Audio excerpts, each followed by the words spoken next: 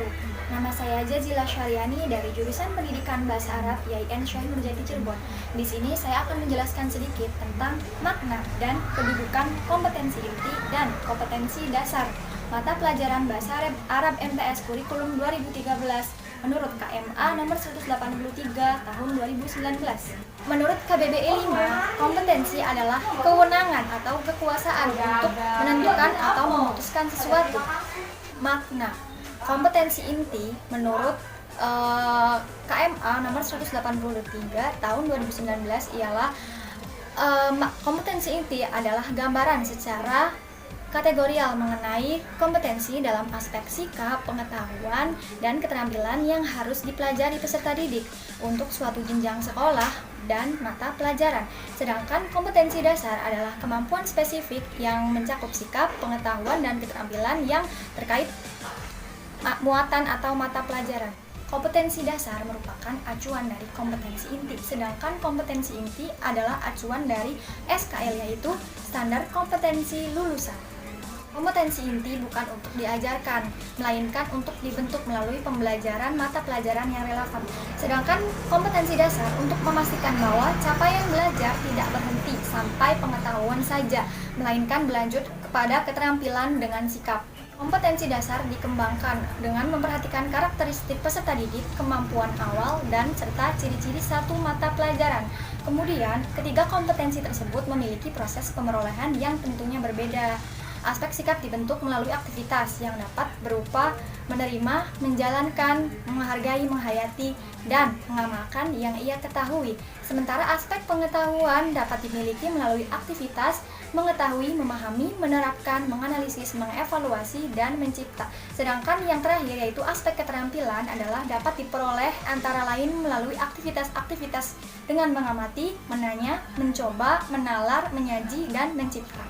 Aspek-aspek materi pelajaran Bahasa Arab MTS yang dipahami dari kompetensi dasar mata pelajaran Bahasa Arab MTS kurikulum 2013 dalam KMA nomor 183 tahun 2019. Diantaranya menerima bahwa kemampuan berbahasa merupakan anugerah Allah Subhanahu wa taala. Yang kedua, mengamalkan kemampuan berbahasa untuk hal-hal yang baik sebagai wujud syukur atas rahmat Allah Subhanahu wa taala. Yang ketiga, meyakini bahwa bahasa Arab merupakan anugerah Allah Subhanahu wa taala sebagai bahasa Al-Qur'an dan hadis. Yang keempat, menghayati bahasa Arab sebagai anugerah Allah untuk mengkaji hasanah keislaman.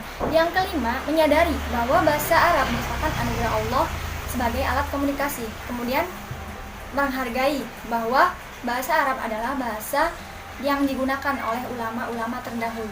Yang terakhir adalah analisis perbandingan menurut KMA nomor 183 tahun 2019 dan KMA nomor 165 tahun 2014. Yang pertama, persamaan.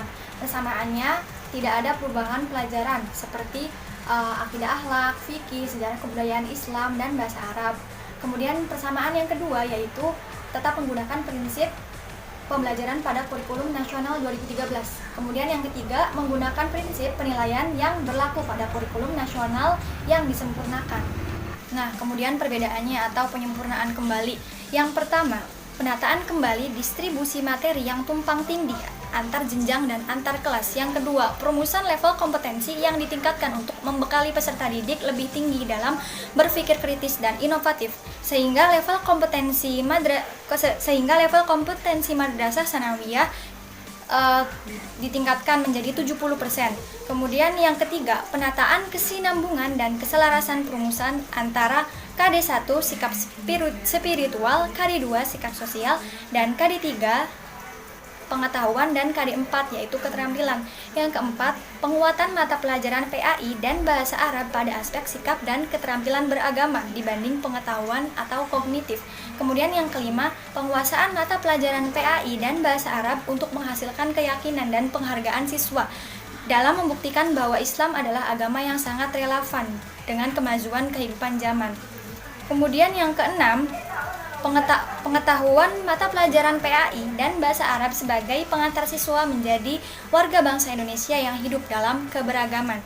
Yang ketujuh, perubahan pada materi bahasa Arab, terutama penyempurnaan dalam penyajian dan metode pendekatan yang digunakan sehingga lebih menekankan pada pendekatan fungsional daripada struktural. Kemudian yang ke-8, penyempurnaan kedalaman materi kurikulum mata pelajaran PAI dan Madrasah Aliyah Peminatan Keagamaan serta penggunaan pengantar bahasa Arab pada mata pelajaran PAI dan bahasa Arab pada MA, program keagamaan. Oke, mungkin sekian yang hanya dapat saya sampaikan. Kurang lebihnya mohon maaf. Wassalamualaikum warahmatullahi wabarakatuh.